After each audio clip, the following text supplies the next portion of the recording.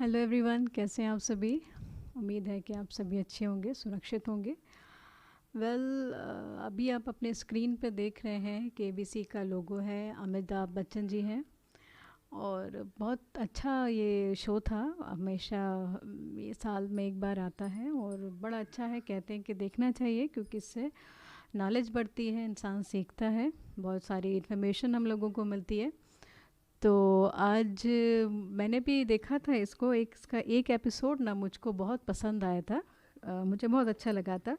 और वही उसका मैं आप उसके एक कंटेस्टेंट थी जो कि एक ऑर्थोपेडिक गर्ल थी। ठीक है, और एक ऑर्थोपेडिक हैंडीकैप गर्ल थी जो उसका नाम था नुपुर चौहान। हो सकता है आप में से भी किसी ने भी, आप में से भी कई लोगों ने भी इस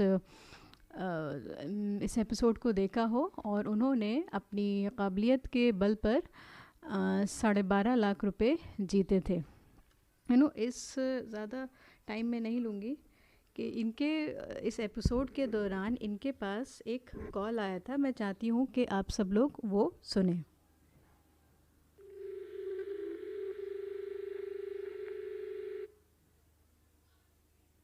हेलो हेलो हेलो जी। हाँ। देवी जी, मैं अमिताभ बच्चन बोल रहा हूँ और मेरे सामने नमस्कार सर। जी नमस्कार नमस्कार नमस्कार। मेरे सामने हॉट सीट पर नूपुर चौहान जी बैठी हैं, वो आपसे बात करना चाह रही हैं। Oh my God. हेलो बात कीजिए। जी जी, प्रणाम मैम। खुश रहो नुपुर, कांग्रेचुलेशन। और thank you ma'am. Hello hello ma'am. हाँ मैम देखिए, हम सर के साथ केबी से खेल रहे हैं। बिल्कुल, वेरी ऑल द बेस्ट। बहुत अच्छा खेलना, ठीक है। Yes ma'am. और मुझे पता है नुपुर है तो सब कुछ पॉसिबल है।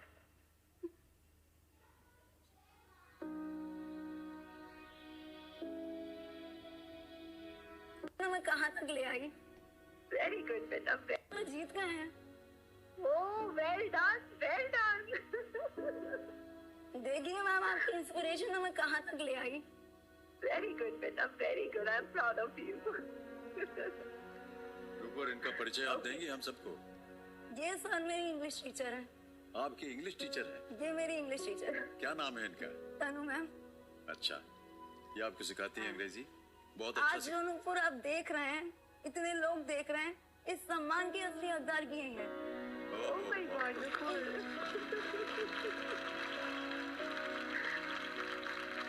It's really है, मतलब feeling of pride for आपको पता है ये तब भी मुझ पे बिलीव करती हैं जब मेरा खुद पे बिलीव उठ जाता है। Nicole. ये बहुत अच्छी है। It's okay बेटा, अपने गेम पे ध्यान दो, ओके? खूब अच्छे से खेलना, okay? Yes ma'am, definitely. Okay, आज all the best. मेरा सपना पूरा हो गया। हम चाहते थे एक बार आप ये कहें कि Nupur, I am proud of you बेटा।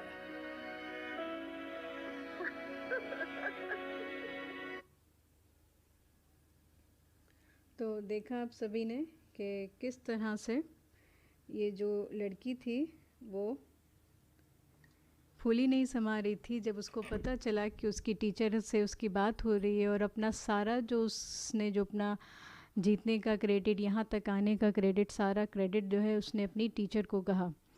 दो बातें यहाँ बहुत इम्पॉर्टेंट है कि इसमें कि दो बातें इस फ़ोन कॉल में बहुत इम्पॉर्टेंट है। पहली ये कि बोली कि मैम देखिए आपका इंस्पिरेशन मुझे कहाँ तक ले आया। और दूसरी बात वो जो बोली ये थी कि जब मेरा ख़ुद पे से अपना विश्वास हट जाता था तो ये मुझ पे यकीन, इनका यकीन मुझ पे था जो कि मुझसे हर काम मुझसे करवाया। तो यही देखिए, यही होता है एक टीचर का काम, अपने स्टूडेंट्स में विश्वास जगाना, उनके ऊपर उनको इंस्पायर करना कि they have the capability to do everything they want. Okay, जो भी वो ज़िंदगी में चाहते हैं, जो भी वो बनना चाहते हैं, जो भी वो करना चाहते हैं, जो भी वो अचीव करना चाहते हैं, वो ज़रूर अपनी मेहनत के बल पर वो उस काम को कर सकते हैं। तो आज का जो मेरा टॉपिक है वो यही है, what a teacher can do, what a teacher can do for the orthopedically handicap children. Okay, पहला है, आप इस दौरान ना बहुत हम लोग लॉकडाउन के दौरान ना बहुत कुछ चीज़ें सीख रहे हैं, और मैं भी देखिए कुछ सीखी हूँ, आपकी स्क्रीन पे नज़र आ रहा होगा। मुझे उम्मीद है कि आप सब लोगों को मेरी ये नई लर्निंग अच्छी लगी होगी। हिंदी मैंने करना सीखा है, और ज़्यादा मैं कोशिश करूँगी कि मैं ज़्यादा से ज़्यादा चीज़ें आपको इंग्लिश के साथ साथ हिंदी में भी दूँ। तो पहला पॉइंट है, keep the language and rules simple. अपनी भाषा को सरल रखें। टीचर जब कुछ पढ़ाएं, टीचर कुछ जब बताएं, तो उस वक्त सरल भाषा का उपयोग करें। ये वैसे भी करना चाहिए नॉर्मल क्लासरूम में भी, लेकिन यहाँ पर इसकी और ज़्यादा आवश्यकता है। क्यों आवश्यकता है? पहला रीज़न उसका ये है कि कुछ बच्चे जो होते हैं ऑर्थोपेडिकली हैंडीकैप में, और न्यूरोलॉजिकल भी उनके अंदर कुछ प्रॉब्लम होती है, जैसे हमने पिछले एग्जाम्पल्स में देखा है। तो उस केस में जब न्यूरोलॉजिकल प्रॉब्लम भी है ऑर्थोपेडिक के साथ, तो चीज़ों को समझने में दिक्कत आ सकती है। अगर भाषा जो है सरल नहीं होगी, तो वो चीज़ों को समझने में उनको दिक्कत पेश आएगी। दूसरा इसमें रीज़न ये है कि अक्सर बच्चे जो होते हैं ना, चाहे छोटे हों या बड़े हों, थोड़ा सा उनके अंदर हेजिटेशन होता है। उनको कुछ समझ में नहीं आया, कुछ प्रॉब्लम है, कुछ बोल नहीं पाते हैं, एक तो ये होता है डर टीचर का होता है कि पता नहीं मैं कुछ पूछूंगी इस बारे में तो टीचर क्या बोलेगा, क्या समझेगा। या फिर दूसरा होता है अपने फेलो क्लासमेट्स का डर कि मेरे कुछ बोलने पे, कुछ कहने पे पता नहीं क्लासमेट्स जो है वो हंसेंगे तो नहीं, क्या वो लोग सोचेंगे मेरे बारे में। तो इस तरह के हेजिटेशंस होते हैं। तो ये लोग जो ऑर्थोपेडिकली हैंडीकैप बच्चे हैं, जिनके अंदर कॉन्फिडेंस की थोड़ी कमी होती है, तो ये इस चीज़ को लेकर और ज़्यादा कॉन्शियस होते हैं, इनके अंदर और ज़्यादा हेजिटेशन होती है। तो अगर आप भाषा को सरल नहीं रखेंगे, लैंग्वेज और रूल्स सिंपल नहीं होंगे, तो ये नहीं पूछ पाएंगे, ये नहीं समझ पाएंगे। जब समझ नहीं पाएंगे तो कुछ कर नहीं पाएंगे। इसीलिए ये ताकीद की गई है टीचर्स के लिए कि वो अपनी भाषा को सरल बनाए रखें। अगला पॉइंट है, be sensitive to the child's age, यानी कि बच्चे की जो एज है उसके प्रति संवेदनशील रहें। ज़्यादातर ये जो ऑर्थोपेडिकली हैंडीकैप बच्चे होते हैं, ये थोड़ा सा लेट स्कूल ज्वाइन करते हैं, जिस वजह से जब ये स्कूल्स में जाते हैं तो जो नॉर्मल बच्चे होते हैं बाकी सब उनसे थोड़े से बड़े होते हैं। तो उस चीज़ का भी हमको, इस बात का हमें ख्याल रखना है, ओके। और क्लास में उसी तरह से इन बच्चों को हमें डील करना है, okay. The third one is be sensitive to the special needs of the child. बच्चे की जो स्पेशल नीड्स हैं उनके प्रति संवेदनशील रहना। ठीक है, ये टीचर की रिस्पॉन्सिबिलिटी है कि कोई भी क्लासरूम हो उसमें बच्चों की जो नीड्स होती हैं उसका ध्यान रखें, उसकी आवश्यकताओं को पूरा करें। लेकिन जब आपकी क्लास में कोई स्पेशल नीड बच्चा है तो आपकी और ज़्यादा जिम्मेदारी है कि आप उसकी ज़रूरतों का ख्याल रखें, ओके। पहली बात। दूसरी बात क्या है कि सेंसिटिवनेस होनी चाहिए। आपको मालूम होना चाहिए, यू शुड बी अवेयर कि उसकी क्या ज़रूरत है, क्या ज़रूरत नहीं है। तो instead of providing the direct help, okay, you should provide him the facilities in which he or she is able to do the work himself. आपको चीज़ों को इस तरह से डिज़ाइन करना है, इस तरह से चीज़ों को उसको फैसिलिटेट करना है कि वो अपनी ज़रूरत को खुद पूरा करे। स्पून फीडिंग नहीं करनी। जैसे कि मैंने आपको सेंसिटिवनेस के बारे में जब बताया था तो एक रैंप दिखाया था कि किस तरह से जगह जगह पर रैंप्स होते हैं। वो रैंप्स क्यों होते हैं? ताकि जो ऑर्थोपेडिकली बच्चे हैं, वो लोग हैं, वो आसानी से अपने बलबूते पे इंडिपेंडेंटली ऊपर और नीचे कर सकें, वो आना जाना वो लोग कर सकें। लेकिन यही चीज़ होती है कि आप किसी को उठा के, किसी की मदद के साथ उसको सीढ़ी चढ़ाना, मदद के साथ सीढ़ी से नीचे उतारना, ये सब चीज़ें क्या हुआ, डायरेक्ट हेल्प, जिसमें आप दूसरे को डिपेंडेंट बना रहे हैं। जिसको इंडिपेंडेंट बना रहे हैं उसको भी अच्छा नहीं लगता कि मैं किसी के ऊपर डिपेंडेंट हूँ, किसी के ऊपर बोझ हूँ। तो इस तरह से आपको चीज़ें डिज़ाइन करनी है अपने क्लासरूम में, सब चीज़ें इस तरह से आपको पढ़ाना है कि उसको जो है आप इंडिपेंडेंट बनाएं, उसकी नीड्स के अकॉर्डिंग आप चीज़ें सब कुछ डिज़ाइन करें और उसको जो है आप उसकी नीड भी पूरी हो जाए, जो उसकी ज़रूरत है वो भी पूरी हो जाए, और वो उस काम को इंडिपेंडेंटली करे और उसके अंदर कॉन्फिडेंस डेवलप हो। जब हम कुछ काम खुद अपने बलबूते पे करते हैं तो हमारे अंदर कॉन्फिडेंस बिल्डअप होता है। Next point is make sure that there are proper safety equipment. सुनिश्चित करें कि उचित सुरक्षा उपकरण मौजूद रहें। किसी भी केस में जब मान लीजिए कि कुछ ऐसी दुर्घटना हो जाए, क्लास में कुछ चोट लग जाए या कुछ भी हो जाए, तो उससे रिलेटेड जितनी भी आप सेफ्टी मेजर्स हैं वो आप लेने के लिए हमेशा तैयार हैं कि हाँ, इन किस केस, कभी कभार ऐसा भी हो सकता है, किसी केसेस में, किसी सिचुएशंस में ऐसा भी हो सकता है जहाँ सिचुएशन आउट ऑफ कंट्रोल हो और आपके स्टूडेंट को किसी भी तरीके की परेशानी हो, तो हमेशा उस तरह के सुरक्षा के इंतज़ाम आप पुख्ता करें। The next one is they should be given reinforcement. Reinforcement is something which is very important. Reinforcement को हिंदी में हम कहते हैं पुनर्बलन देना, यानी कि पुनर्बलन हम क्यों बच्चे को reinforce करते हैं? Because in the other way we are encouraging them. हम जब बच्चे को, आप देखिए कोई भी बच्चा हो क्लासरूम में, नॉर्मल बच्चे की बात करें, छोटा बच्चा हो या किसी बड़े कोर्स का कोई कोर्स कर रहा, एक मैच्योर एक स्टूडेंट हो, सभी के अंदर ना एक एप्रिसिएशन की एक इमोशन होता है। हर कोई चाहता है कि हाँ, जब मैं कुछ करूँ तो मुझे अप्रिशिएट किया जाए, लोग गुड बोलें, वेरी गुड बोलें, है ना, और अगर मुझसे कोई गलती हो तो मुझको समझाया जाए।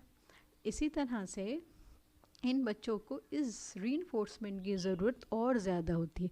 अगर नॉर्मल बच्चे को 50% होती है तो इनको 80% होती है, अगर उनको 80% होती है तो इनको 100% होती है।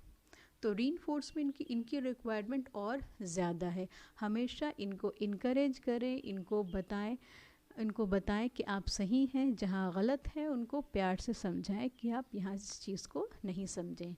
हम सही पुनर्बलन देना, सही इन्फोर्समेंट देना इनके अंदर कॉन्फिडेंस बिल्डअप करने के लिए बहुत ज़रूरी होता है। एक बार जब आप री इन्फोर्स करेंगे, एक बार उनको जब शाबाशी देंगे, वो क्या हो गया, उनके अंदर कॉन्फिडेंस होगा उस चीज़ में और इंटरेस्ट लेंगे। री इन्फोर्समेंट एक तो इनकरेजमेंट देता है, दूसरा क्या है, इंटरेस्ट पैदा करता है उस चीज़ में कि हाँ, आई नो दिस थिंग। ठीक है, ये तो बहुत अच्छा है। जब रीइंफोर्समेंट आप नहीं देंगे तो इनकरेजमेंट भी बच्चे को नहीं मिलेगा, वो अपने आप में भी उसको लगेगा नहीं, मुझको नहीं आता, कॉन्फिडेंस नहीं होगा, उसका इंटरेस्ट भी डेवलप नहीं होगा। लेकिन आप ये चीज़ें अगर आप करेंगे, रीइंफोर्समेंट देंगे अपने स्टूडेंट्स को, तो उसके अंदर इनकरेजमेंट भी होगा, उसके अंदर इंटरेस्ट भी आएगा, उसके अंदर कॉन्फिडेंस भी बिल्डअप होगा। यानी कि सिर्फ आपके वेरी गुड कहने से ही जो है इतनी सारी चीज़ें, इतनी सारी उसके अंदर जो चीज़ें हैं उसके अंदर वो डेवलप होगी। इनकरेजमेंट उसको मिलेगा, फिर से रिपीट कर रही हूँ, इनकरेजमेंट, कॉन्फिडेंस और उसके अंदर इंटरेस्ट। सिर्फ आपका एक दो अल्फाज कहने से इतना बड़ा फ़र्क जो है आपका ला सकता है। तो क्यों ना हम इस चीज़ को एक आदत बना लें, एक हैबिट बना लें। इसीलिए हम जब आपको शायद याद हो, जब हम सेट इंडक्शन हम लोग करते हैं, अपने लेसन प्लान आप लोग जब बनाते हैं, just after the set induction जो हम स्टेटमेंट ऑफ द एम देते हैं तो उसमें कहते हैं गुड, वेरी गुड। जब बच्चा सारा आंसर्स कर लेता है तो हम उसको अप्रिशिएट करते हैं, good, very good, so today we are going to study this and that. Okay, तो इसीलिए इसका जो है बहुत ज़्यादा महत्व है। आपको माइक्रो टीचिंग के दौरान भी रीइंफोर्समेंट एक स्किल बताई गई है। तो ये भी एक ऐसी, ये जो आपके छोटे से दो अल्फाज हैं, एक अल्फाज है, ये जो है इंसान के अंदर बहुत पॉजिटिव चेंजेस लेके आ सकते हैं। The last one is facility of alternative teaching methods. Teaching methods, ये एक अच्छी क्लास टीचर की ये निशानी है, ये उसकी कैरेक्टरिस्टिक है, ये उसकी एक विशेषता है कि वो कभी भी मोनोटनस ना हो। सेम हर चीज़ डेली आप दाल चावल खाओगे, डेली वही सब चीज़ें, एक ही सब्ज़ी आप डेली खाओगे, आप बोर हो जाओगे ना। तो इसी डेली आपको कोई भी आपकी बेहद पसंदीदा से पसंदीदा आपको कोई भी चीज़ आपको मिले और तीनों टाइम आपको वही खाना है, डेली वही खाना है, तो एक बार एक पॉइंट ऐसा आएगा जहाँ आप सेचुरेशन आपका हो जाएगा और आप उसको वो चीज़ आप नापसंद करना शुरू करेंगे। इसको वैसे हमारे इकोनॉमिक्स में इसको लॉ ऑफ मार्जिनल यूटिलिटी भी बोलते हैं। ओके, तो इसीलिए ये ज़रूरी है कि टीचर जो है ना बोरिंग नहीं होनी चाहिए, उसकी टीचिंग जो है वो बोरिंग नहीं होनी चाहिए। तो उसका सबसे अच्छा उपाय क्या है कि आप हमेशा अलग अलग तरह से पढ़ाएं। Okay, you should always indulge in finding new ways of teaching methods. हमेशा जो है कोशिश करिए नए नए तरीके से पढ़ाने के लिए, नए नए चीज़ें से बच्चों को समझाने के लिए। इसका एडवांटेज क्या होता है? पहला चीज़ क्या होता है कि बच्चे अट्रैक्ट होते हैं। दूसरा क्या होता है कि वो अटेंटिव होते हैं, आपकी तरफ अट्रैक्ट होंगे, वो समझे, वो अरे अब टीचर क्या पढ़ा रहा है, वो क्या रहा है, डेली वही सब रहेगा ना, तो बच्चे जो है आपके प्रति, आपकी टीचिंग के प्रति अट्रैक्टिव नहीं रहेंगे। जब अट्रैक्शन नहीं होगा तो अटेंटिव नहीं रहेंगे, जब अटेंटिव नहीं रहेंगे तो कुछ समझेंगे नहीं। तो हमेशा आपको नए नए टीचिंग मेथड्स जो हैं वो अप्लाई करने चाहिए। अलग अलग टॉपिक्स को ज़रूरत के हिसाब से, जिस टॉपिक की, जिस सब्जेक्ट की जो रिक्वायरमेंट है उसके हिसाब से हमेशा एक्सपेरिमेंट्स जो हैं अपनी टीचिंग में करते रहना चाहिए। और जब बात आती है हमारे ऑर्थोपेडिक हैंडीकैप स्टूडेंट्स की, तो ये ज़रूरत और ज़्यादा बड़ी हो जाती है। क्यों वो बड़ी हो जाती है? उसका रीज़न क्या है? क्योंकि अगर आप अलग अलग चीज़ें आप ऑर्गेनाइज़ करेंगे, अलग एक एक्टिविटीज़ आप ऑर्गेनाइज़ करेंगे, ग्रुप एक्टिविटीज़ आप ऑर्गेनाइज़ करेंगे, तो इन बच्चों को बाकी बच्चों के साथ घुलने मिलने का मौका मिलेगा। कुछ ग्रुप एक्टिविटी कराई जहाँ पे ये बच्चे बाकी नॉर्मल बच्चों के साथ घुल मिल रहे हैं, उनके साथ सीख रहे हैं, उनको सिखा रहे हैं। कभी कभार इनको लीडरशिप का भी मौका मिलेगा कि उनके अंदर कॉन्फिडेंस बिल्डअप होगा। ग्रुप एक्टिविटी में उनका सोशल डेवलपमेंट होगा, लोगों के साथ घुलेंगे मिलेंगे, जब लीडरशिप उनका मौका मिलेगा तो लीडरशिप क्वालिटी डेवलप होगी। और कभी कभार जब उनको बोलने का मौका मिलेगा सबके सामने तो उनका अपना कॉन्फिडेंस लेवल अपना बढ़ेगा। ओके, तो इसके बहुत सारे फ़ायदे हैं उनके लिए, है तो सभी के लिए, सारे स्टूडेंट्स के लिए होता है, लेकिन ख़ास तौर से इन बच्चों के लिए जिनका कॉन्फिडेंस लेवल बहुत कम है और जिनको एप्रिसिएशन की, रीइंफोर्समेंट की, प्यार की, मोहब्बत की, सेंसिटिवनेस की जो है एक ज़रूरत है, तो इन बच्चों के लिए ये तो एक बूटी है, एक जड़ी बूटी, एक ऐसी बूटी है जो इनकी ज़िंदगी बदल सकती है। कहीं ना कहीं जैसे हमने स्नूपुर के केस में भी देखा, टीचर ने इसको ज़रूर इस तरह के अलग अलग करवाई होंगी, इसके अंदर कॉन्फिडेंस बिल्डअप करा होगा, जो ये आज आके इस पूरी दुनिया के सामने खड़ी है। अपने ऊपर उसको कोई शर्म महसूस नहीं उसने करी और अपनी बात को उसने अच्छे से रखा और वो सब उसने किया। ओके, तो ये कॉन्फिडेंस, ये इंस्पिरेशन और ये इनकरेजमेंट सिर्फ़ और सिर्फ एक टीचर ही दे सकता है। ओके, चाहे वो हमारे नॉर्मल स्टूडेंट्स हों या हमारे किसी भी तरह से स्पेशल नीड बच्चे हों, ये हमारा काम है कि हमेशा हम उनके अंदर कॉन्फिडेंस बिल्डअप करें और उनकी लाइफ्स को, उनकी ज़िंदगियों को एक सही डायरेक्शन दें। उम्मीद है कि आपको एक छोटा सा टॉपिक बहुत अच्छे से समझ में आ गया होगा। मिलते हैं अपने नेक्स्ट लेक्चर में, अपना ख्याल रखिए, गुड बाय।